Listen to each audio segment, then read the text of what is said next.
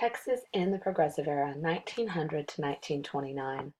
Although early 20th century Texas witnessed the beginning of a transition from rural to urban state, challenges remained in race relations and the economy. Agriculture continued to dominate the economic scene, but oil ushered in prosperity and modernity, while segregation continued to define race relations. The Texas landscape became dotted with boom towns, derricks, and refineries as more and more Texans drove gasoline-powered automobiles over asphalt roads. Oil Oil-related spin-off industries proved to be even more important than Spindletop itself. While Texas was not yet an industrial state, economic expansion led to one of the more prosperous periods in Texas history. The United States' entry into World War I spurred the shipbuilding, oil, and petrochemical industries.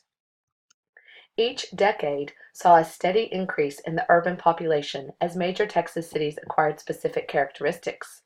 Fort Worth became known as a cow town, Dallas a financial and business center, San Antonio an important military center and tourist destination, Houston one of the nation's major ports, and El Paso the commercial hub of the Trans-Pecos region. On September 8, 1900, a hurricane slammed into Galveston Island, killing approximately 6,000 people and devastating the economy and business community. Although after the storm Houston replaced Galveston as the economic giant of the Texas Gulf Coast, Galveston rebuilt its place in the sun, both economically and politically. The Commission Plan of Municipal Government, a handful of businessmen acting as a policy-making and legislative body, emerged out of the devastation. Even though critics charged that the Commission Plan diluted the strength of minorities, progressives did not disapprove of elites' control of the local government. The Galveston Plan, or the Texas Idea as it also came to be called, served as a model for municipal reform across the nation. Texas cities retained a rural Southern characteristic, since most of the new residents were in-state immigrants, even as they began to develop modern amenities. The League of Texas Municipalities, organized in 1913, endorsed the City Beautiful movement. Urbanites coexisted with their rural counterparts despite some uneasiness due to the vast social changes occurring across the nation in the 1920s. Although by 1929 a Texas worker's wage was only about 80% of the national average, the labor force expanded due to cheaper housing and heating costs in the South. The cost of living doubled between 1913 and 1920, offsetting any real increases in wages, but a growing number of industrial jobs made urban areas more attractive than rural. In the 1930s, a higher percentage of urban women than rural women were employed, an increase of about 25% over 1920. There was an accompanying decrease in the number of female agricultural workers by nearly one-half as more women moved to urban areas and the demand for agricultural labor in general dropped. Whereas the growth of large cities and new technologies meant better job opportunities for women, a disproportionately high percentage of divorcees and widows were unskilled laborers. Some jobs became typecast as women's work: teachers, nurses, librarians, telephone operators, clerical workers, and salespeople. The rising percentage of white married women in the workplace contributed to the concept of the new woman, who demonstrated independence and social activism. Although most Texans opposed a proposed child labor amendment to the U.S. Constitution, the state mandated compulsory school attendance in 1915, effectively decreasing the number of children in the labor pool. Labor unions never enjoyed a strong base in Texas. In the early 20th century, the Texas State Federation of Labor was the strongest union, with 512 locals in 1918, but declining to 135 by 1931. The United Mine Workers Union was relatively strong until oil replaced coal as a principal source of energy. The first Red Scare further restricted the expansion of organized labor, as the public tended to associate labor unions with socialism and the Russian Revolution of 1917. The open port law urged by Governor W.P. Hobby and Pat Neff was indicative of anti-labor sentiments that prevailed. Commercial agriculture developed and moved into West Texas, where the flat terrain and climate were well suited for the growing of cotton and wheat. Cotton also joined the budding citrus industry in promoting the economic development of the Rio Grande Valley in South Texas. Regrettably, the boll weevil devastated South Texas cotton production, although the destructive insect could not survive the winter freezes common in the Panhandle. Another indication of transformation was the significant drop in the number of beef, cattle, and horses, while the number of dairy cows, mules, and sheep and goats rose. Texas led the South in the value of farms and farm building, as well as in the farm income per family in 1929, but the state still trailed the agricultural Midwest. Crop liens increased as all tenants were forced to borrow against their expected income. Black tenant farmers and their families remained the poorest of all, with women probably facing the greatest hardships in the Southern cotton culture. Although new technology improved farm women's lives, the majority of women, and especially black women, did not enjoy electricity and indoor plumbing.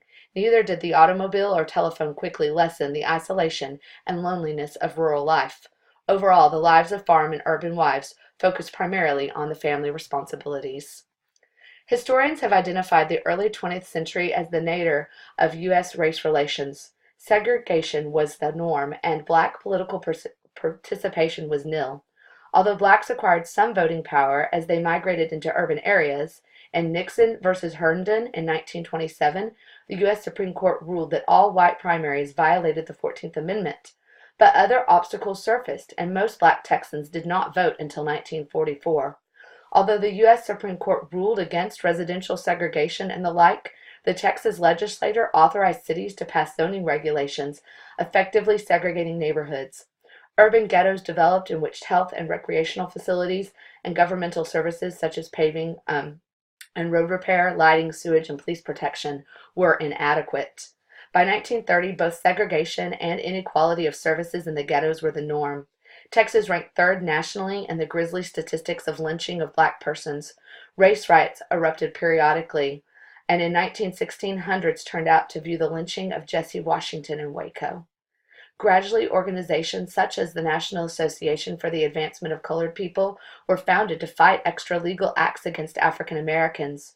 While white reformers in newspapers like the Dallas Morning News and the San Antonio Express openly denounced segregation and white oppression. Most religious organizations stood in opposition to race violence, as did the Association of Southern Women for the Preservation of Lynching, led by Jesse Daniel Ames of Texas. Prevention of Lynching by Jesse Daniel Ames of Texas. The majority of blacks lived in rural areas and worked as tenant and farm laborers. Most remained poor, although organizations that promoted self-help through the cooperative and educational fairs attempted to offset poverty and segregation. Other black Texans sought to escape rural poverty by migrating into urban areas. Texas cities and even northern cities from 1900 to 1930. The number of African American males employed in urban areas doubled. Most were unskilled jobs that had previously been held by whites. A higher percentage of black women than white women were employed, most as seamstresses, laundresses, or domestics. Black Texans formed their own social, religious, and fraternal organizations, preparing the next generation of African Americans to dismantle the Jim Crow system. Churches continued to play a significant role as public forums. Of course, the segregated school system also prepared black leaders, but disparities hampered the educational opportunities of black Texans. Black schools were substandard. Per capita spending for white students was triple that of spent to educate black children. Economic and political distress in Mexico and the need for cheap labor in the U.S. fueled the immigration wave of the early 20th century.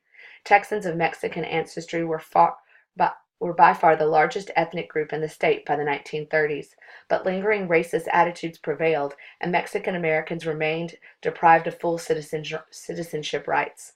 The poll tax requirements and the reality of the white primary served to disenfranchise many Mexican voters.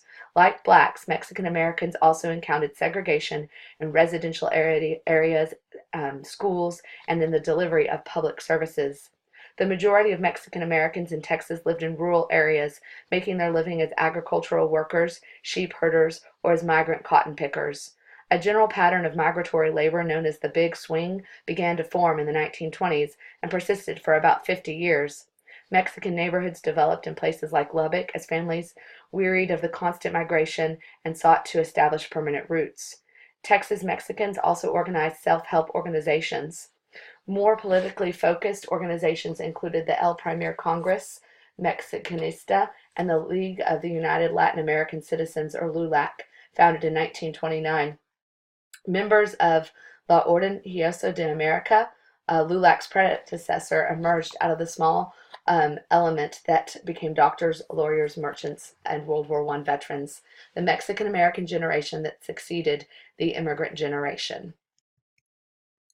The Progressive Era brought rapid social and economic reform. A rising middle class promoted economic development and sought to curtail the influences of big businesses. Agrarian reformers desired public education, the regulation of railroads, and the betterment of rural life. Social reformers worked to purify social institutions by prohibiting the manufacture and sale of alcohol and by improving society through prison, education, social welfare, and suffrage reforms. Progressivism in Texas succeeded despite the use of outmoded agrarian solutions and the focus on political self-interest within a one-party system that revealed a bias against the domination of the northern financial interests. Some governors were more committed to the progressive reform than others, ushering in the reform era. The agrarian coalition of former Governor James Hogg pushed through the reforms to counter railroad abuses.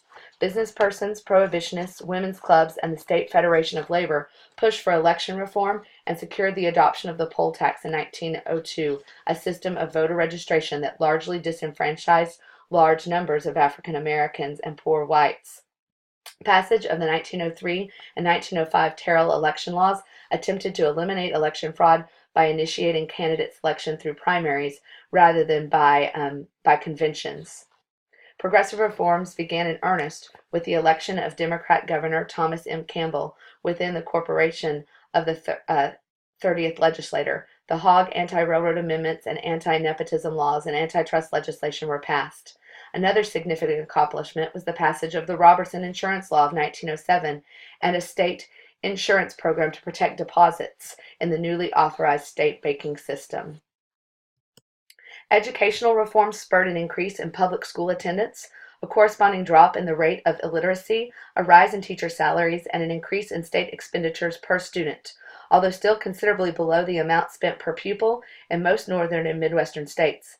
Standardization was mandated with 5-year textbook adoptions and setting state requirements for students and teachers. School consolidation and unsuccessful attempt to equalize the quality of instruction between the rural and urban schools resulted in the creation of independent school districts. The State Board of Education brought bureaucratic efficiency to the state, overseeing the appropriating of public school funds, the selection of textbooks, the investments made by the permanent school funds, and the distribution of funds to rural schools. Ann Webb Blayton organized the Better Schools campaign and became the first woman to hold statewide office as a superintendent of public instruction from 1918 to 1922.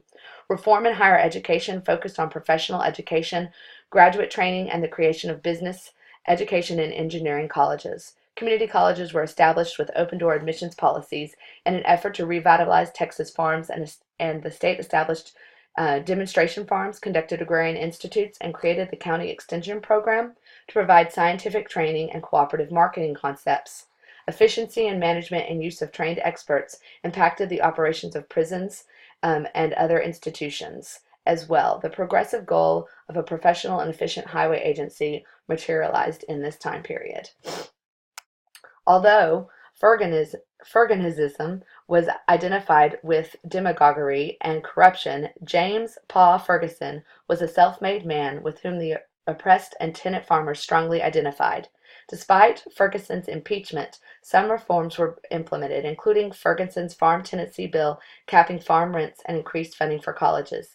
His second term saw an even higher educational appropriation expansion of the college network, a revision of labor laws, and a state highway commission. Border problems escalated with the discovery of the Radical Manifesto.